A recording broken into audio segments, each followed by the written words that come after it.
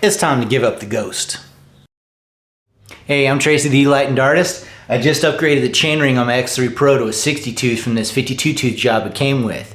Do I recommend it? Do I like it? Yeah, and yeah, maybe. I'm gonna babble about it for a minute and you can decide. Let's chat. I picked this up off of Amazon, of course. VXM by Ebikes 130mm BCD chainring. It's aluminum. It has the same looks as the stock chainring cover that came on this bike. So I dig it. Plus, it's just 130. It doesn't have the extra 110 holes in it, which I really like. I wouldn't go bigger than 60 tooth on one of these because you see that structure here keeps the chainring from bottoming out when you fold it. So if you go bigger than this, bam.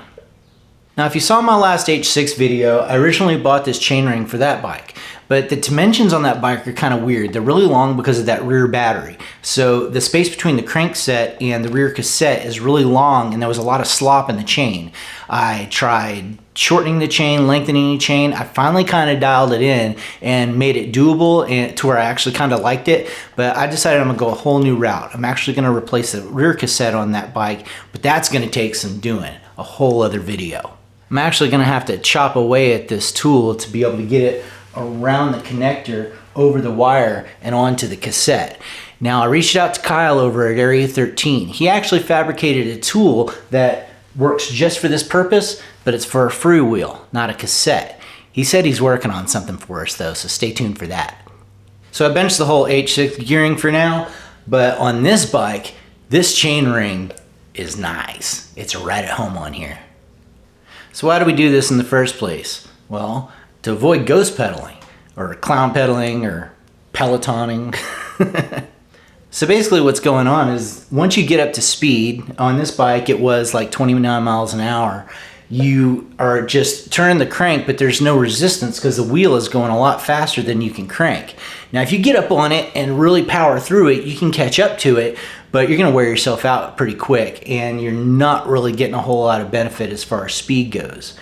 You are pushing the bike with your pedals a little bit more, so you're kind of saving some battery power, but man, it's exhausting. So the stock 52 tooth chainring is actually steel. This one's aluminum. It's a little bit lighter, a little bit cooler looking too. And it's about 8.5 inches versus the 60 tooth, which is about 9.5 inches. So you're only gaining about 1 inch in diameter, but a whole lot more in performance, let me tell you. So performance wise, with the stock chainring, I would start ghost pedaling around 29 miles an hour, and there wasn't a whole lot I had to get into it to get re-engaged, but it'd still only get me to maybe like 33, 34 miles an hour, and it would kind of wear me out a little bit. With this new chainring, I'm not ghost pedaling until like 31, 32 miles an hour, and I barely have to lean into it, and I'm getting up to 35, no problem. The other day I hit 36. So those are the obvious pros of this mod. It's cheap, it's easy to install, it's like quicker than eating a banana.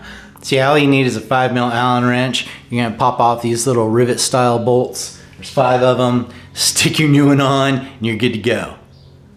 You don't have to modify the chain on this mod. I haven't messed with the chain at all. It's still the stock chain and it's fine.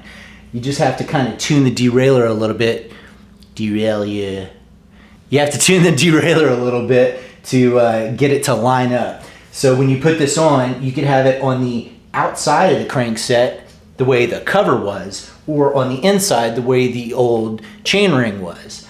Now I decided to run it on the outside of the crankset and tune my derailleur accordingly because I always leave the bike in 8th gear. If you do ride a lot of hills and want all that shift capability, definitely run your new chainring on the inside like it was stock, and I would tweak my derailleur a little bit, make sure it's nice and straight. So the obvious con to this is I lost some low end, but this bike has torque for days. It'll get up hills no problem. But if I run out of juice, pedaling is gonna suck. So keep that in mind. So that's all I got for you today. Quick and easy video. I highly recommend one of these or something like it.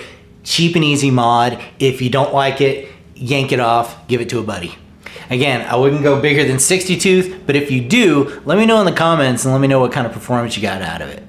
Like I said, I'm gonna whittle a tool to get these cassettes off of these hubs, so definitely slug that bug and keep in touch. Oh, and Wallke's sending me the new step-through version of the 8.6, so I'll be tearing that sucker up for y'all. See you then. Wallke, what's that? Derail ya.